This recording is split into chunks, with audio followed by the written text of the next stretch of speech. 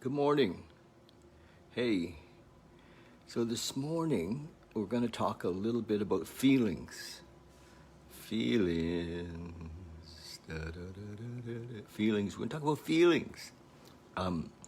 Because, well, it started out, I was, thinking about what would we chat about, what would come up, and the idea of being alone came.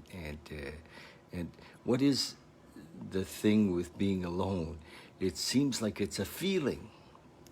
We feel something, and we don't like the feeling. So lots of times, most of us, that when really questioned or asked about it, we'll say, well, I actually enjoy being alone, and I like my own company, and but sometimes there's feelings that come, and so I just wanted to chat a little bit about that, because it seems that a lot of times in life, when we're living in the kind of, well, I'll call it in an unaware way, we're kind of motivated or run by our feelings. So we think that if we have a boyfriend or a girlfriend or something like that, that we'll feel better. We're either going to feel better, or we something we don't want to feel. We don't want to feel alone, and so it seems that at one level in life, we're motivated by feelings, and so that's the thing. So what about feelings? What are feelings? The things that we kind of feel in our body. I mean, all people are saying, just feel it, be with it, feel it, and yes, but what does that mean? So let's talk about feeling alone, and we can intellectualize it and say, well, we're really not alone. There's always, I mean, it may feel like we're alone, but at one level we know that we're not, because we're all one with this energy, this consciousness we call God. So we have that on an intellectual level, but if we don't have it on a experiential level, we're going to feel alone. So what happens when we feel alone? Often, for many of us, it's uncomfortable, and I'm going to suggest that we just we practice feeling whatever that is. Just feel it, because the more we're present with it, the less power it has. So but I think that for many of us, and for me, most of my life, I unconsciously try to avoid that. And so I was looking for something to fill up the space, so I didn't have to feel whatever it was that I was feeling when I was alone. It's hard to describe the feeling, but I didn't want to feel it, and so I would look for something to fill up the space. And I mean, we've got lots of things now to fill up the space. We've got our telephones, and we've got, endless videos on YouTube, and there's so much to, if we want to fill up the space, and I suggest that when we meditate and we leave everything out of the moment, except that we're there, then we experience ourselves, and without all the extras. How did we fill up the space before? Because we didn't want to feel. We filled it up with, some of us with drugs and alcohol, some of us with, food, some of us with work or sex, and some of us with all those things, because we didn't want to feel. So let's just think about and give some time to feelings, to the idea of that we many of us are at a conscious enough level that we recognize it and we see the feelings, you know. And I was talking to a fella the other day. He'd gone back out drinking, and he said what comes up for him is a feeling of rejection. A feeling of rejection. What the fuck is that? A feeling of rejection. And it's hard for him. He doesn't know what to do with that, you know, and you know, that feeling of rejection. It seems silly to me now, you know, but, you know, it's still there. It's like, okay, you know, and I don't, you know, but it in a way, it seems, you know, kind of adolescent. I'm sorry, it does. It's like, oh, all right. But I ran my life for many years by my feelings, you know. But I wanted to even feel better. I didn't, you know, I thought if I had this or that, I would feel better. If I did this or that, I would feel better. So I was looking always to satisfy myself outside of myself. And ultimately, no matter what we do on the outside to escape the feelings or to create the feelings, it doesn't work. It's because it's transient. Everything outside is moving, and we can't hold it in place. And so the only thing that isn't transient, that isn't moving, is this oneness that we are, this oneness that we experience when we sit and meditate, or this oneness that we experience when we surrender. And as we let everything go, Dr. David Hawkins showed this to us as a method of awakening, really, was we let everything go. When fear comes, we let it go. You know, when desire comes, we let it go. When guilt comes, we let them go. And shame and anger. And what happens is that we move into our natural state. And that's a beautiful thing. If we believe this is a beautiful thing. Our natural state is unconditional love. Our natural state is one with this. We aren't separate. We literally are not separate. And in that place, there's joy. And it's not moving. It's not transient. It's consistently always there. It was there before we came on the planet. It's there when we leave. We came out of that. We'll go back to that. You know, it is who we are. It's our essence. It's our consciousness. So chasing fears or feelings, chasing feelings or avoiding feelings is really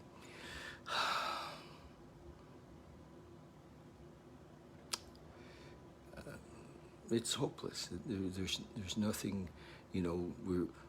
We're in the trap, you know.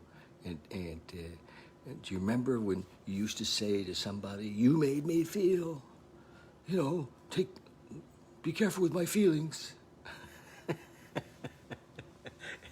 And maybe we lived with somebody where we had to tiptoe around. We had to be careful what we said because we might upset their feelings. And you know, how boring. I'm just saying, you guys, come on. You know, let's look at them and recognize that they are not us. They come out of the story. They're triggered by our story, you know. And just, we can be present, and that stuff will just slip away. Be present. You know, how do we get present? Prayer, meditation, service, helping others. We become aware and more aware and more aware. We see who we are in that form of the you know, the dynamic world, the world that's always moving, the ego-based, dualistic world where we're careful with others' feelings. You know, I don't mean that anybody runs around to intentionally offend anybody or hurt anybody. you know. But let's imagine that after we've done a certain amount of work here on the planet, we're no longer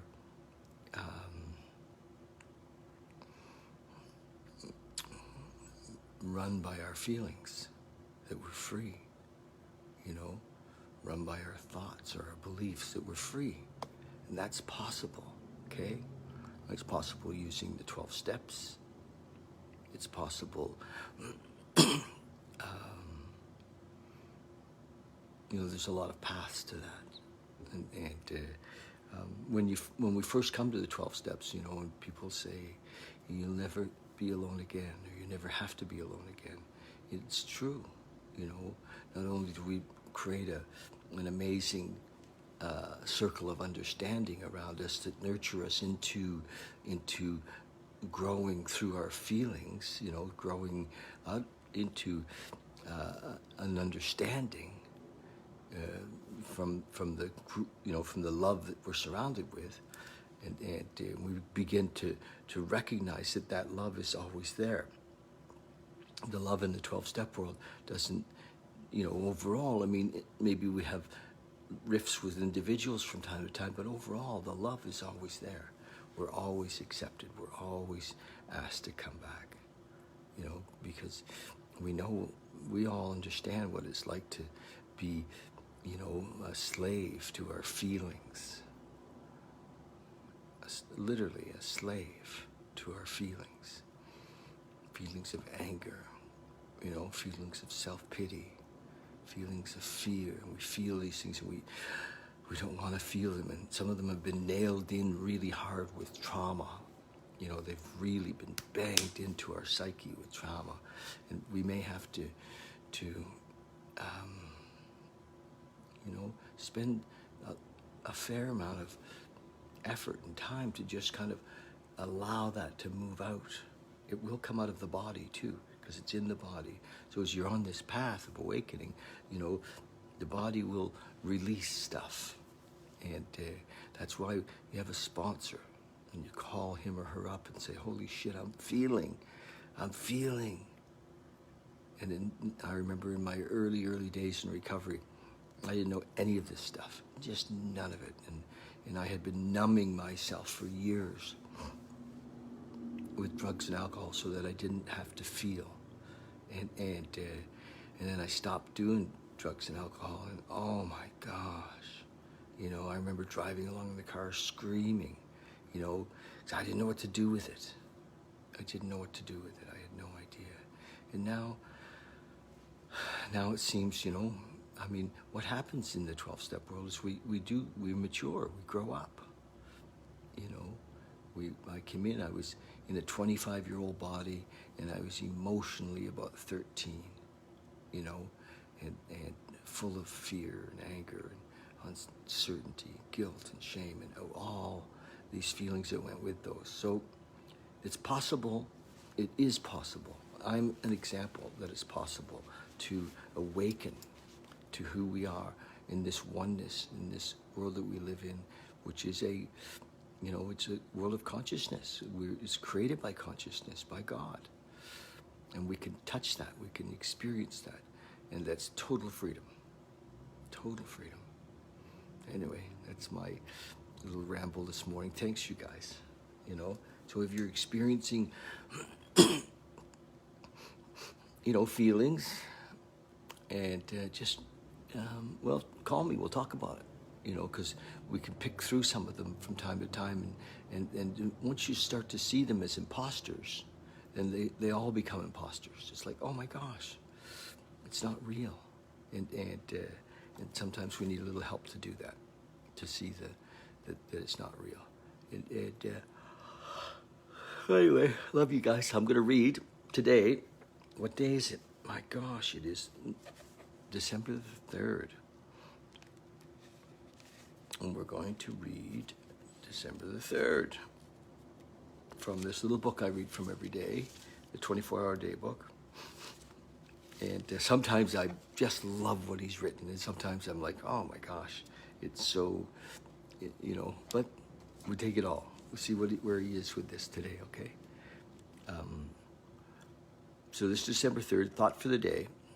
There is some alcoholic thought, conscious or unconscious, that comes before every slip. He's been talking lately about a slip, and that's what happens. We get in a feeling, and we don't want to feel, and ego is trying to protect us from our feelings, and ego knows that, look, this is what works. If you drink, you don't have to feel. So it's a very short-sighted, short-term solution, but it's a solution that we've had. And we're like, oh gosh, okay. And we start planning it. And often we're planning it unconsciously long before we do it. There's some alcoholic thought, some conscious or unconscious, that comes before every slip. As long as we live, we must be on the lookout for such thoughts and guard against them. Yes, just give them no purchase, give them no space, give them no energy. Don't be attached to them. So, what does guarding against them look like? It's just, we let them go. We're like, oh my gosh, look at that. I'm feeling self-pity. And we just let it go because we know it's an imposter. It's not true. In fact, our AA training is mostly to prepare us, to make us ready to recognize such thoughts at once and to let them go, to surrender them. He says to reject them at once, but, the slip comes when we allow such thoughts to remain in our minds. True enough. Even before we actually go through the motion of lifting the glass to our lips. The AA program, the 12-step program, is largely one of mental training. How well is my mind prepared? So that's one perspective. And God consciousness is another perspective. God consciousness is another perspective. And where we literally are not the same person. We're lifted up from that old, small-minded, fearful, guilt-ridden, shame-filled person we were. It's gone, literally. And we do pay attention so that it doesn't have, because it kind of has legs of its own. It does tend to slip back. Meditation for the day. Fret not your mind with puzzles that you cannot solve. Fret not your mind with puzzles you cannot solve. The solutions may never be shown to you until you have left this life. The solutions may never be shown to you until you have left this life. The loss of dear ones, the inequality of life, the deformed and the maimed, and many other puzzling things may not be known to you until you reach the life beyond. I have yet many things to say unto you, but ye cannot hear them now. Only step by step, stage by stage, can you proceed in your journey into greater knowledge and understanding. Yes, I like what he's saying. He's recognized that as we grow in this way of living, as we grow in the 12-step teachings, that more will be revealed. More will be revealed. Know that there's much you don't know. And I know that there's much that I don't know. I don't even know that I don't know. So be patient. Much more will be revealed. Prayer for the day. I pray that I may be content with things which I now see darkly will someday be made clear. I pray that I may be content that things which I now see darkly will someday be made clear. I pray that I may have the faith that someday I will see face to face. Yes. He said it in a number of different ways, but patience. The answers are all there, and it's just a matter of when we can see them. The answers are all there. Hey, Jackie. So let's meditate a little bit. Again, the whole purpose of meditation for me is to grow in consciousness, to allow the universe to speak. It's already speaking. It's to allow me to hear, to grow in consciousness so I can hear. And meditation helps me to discern between, this talk from my, thoughts that are not me, that are often in complaint, or thoughts that are often in ego-based, telling me that it knows, do it this way, So to discern between thoughts of the ego and the experience of God, the experience of one, the experience of now, experience of that, isness, all of these names that we have for that universal intelligence that we cannot describe. So my preference, of course, is to live in that experience. So we're going to meditate, and I'm going to just set this behind me. There we go. So I have something kind of to lean on, and love you guys to join. There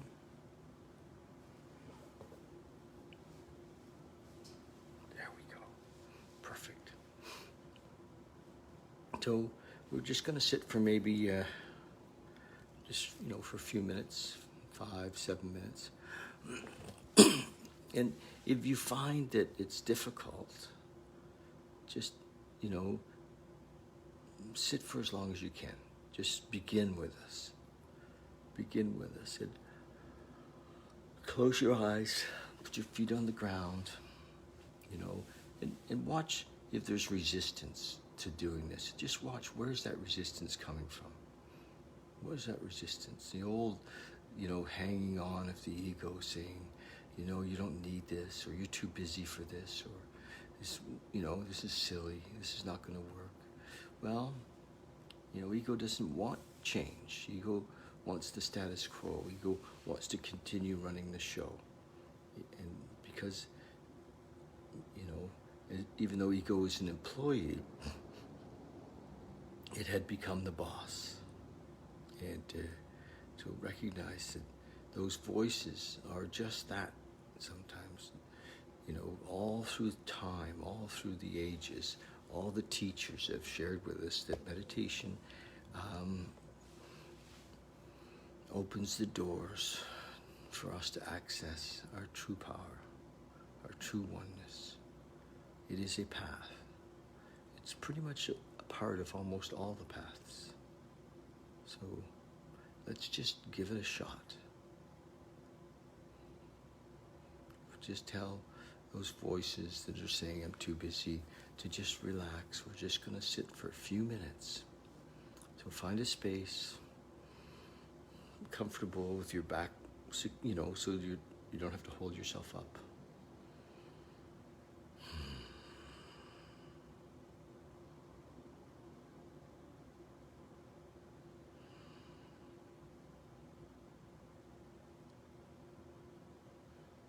So we use the breath in through the nose.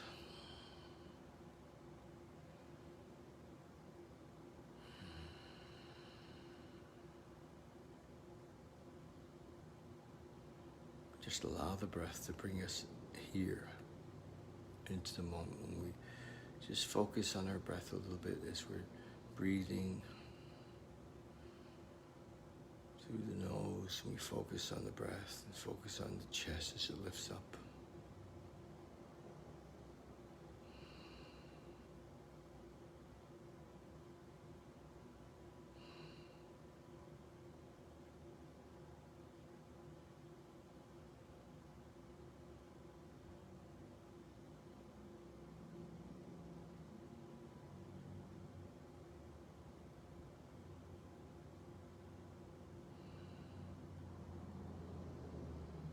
Just allow the breath to bring you into your body.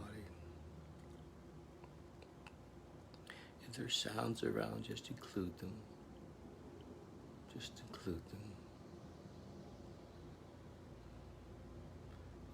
not a distraction. They're just part of what is in this moment. And if thoughts come, we can't really push them away. Just let them go. If we don't give them energy, there's nowhere for them to stay, nothing for them to hook onto. And if we do get caught in a thought, and I call it jumping on the thought train, if we get on the thought train, we can get off anytime. How we get off is bring our awareness back to the moment, back to our breath, back to the space you're sitting in. Just be here now.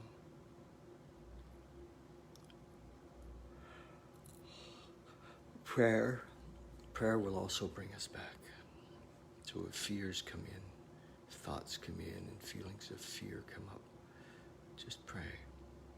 Just say, God, remove my fear. That's it. Just a simple prayer brings us right into the moment. God, remove my fear.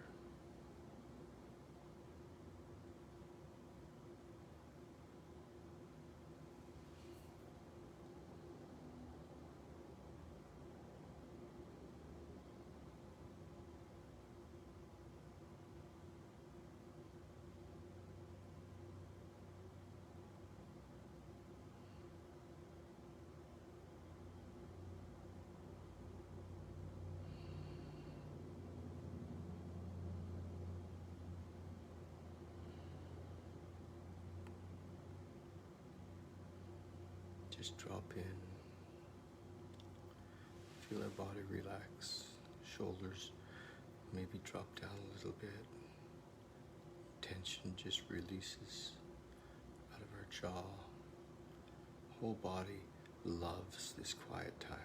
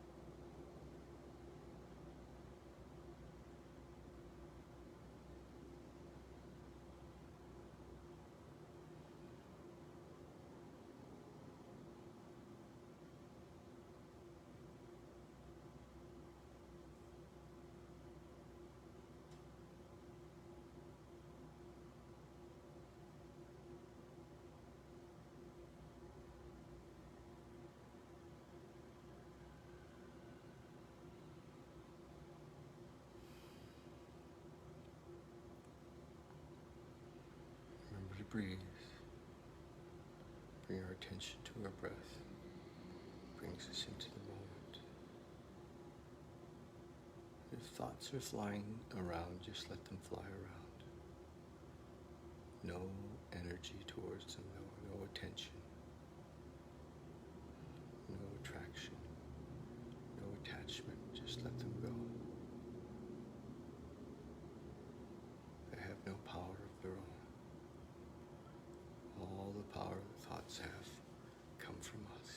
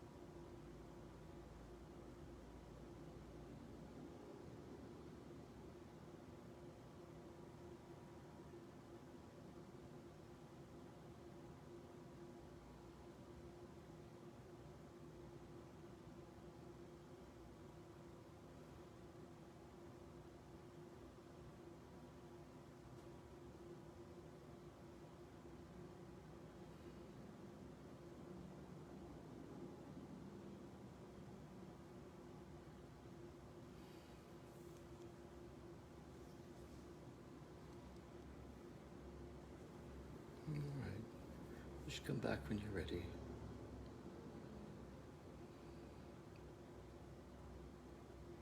Just bring your attention and your energy back into your body.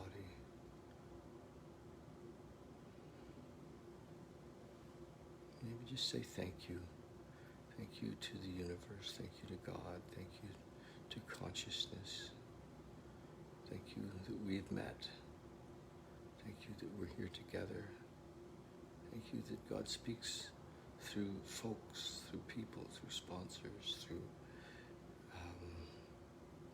people you meet in the world. If you ask, put the energy out there and you ask to be set free, to be awakened, to be aware, to be more conscious, folks will show up to bring you that, to share that with you. So just give thanks for that, knowing that it's happening. It is happening. We're all awakening. We're all awakening. Thank you so much, you guys. Love you, love you, love you. We'll talk soon.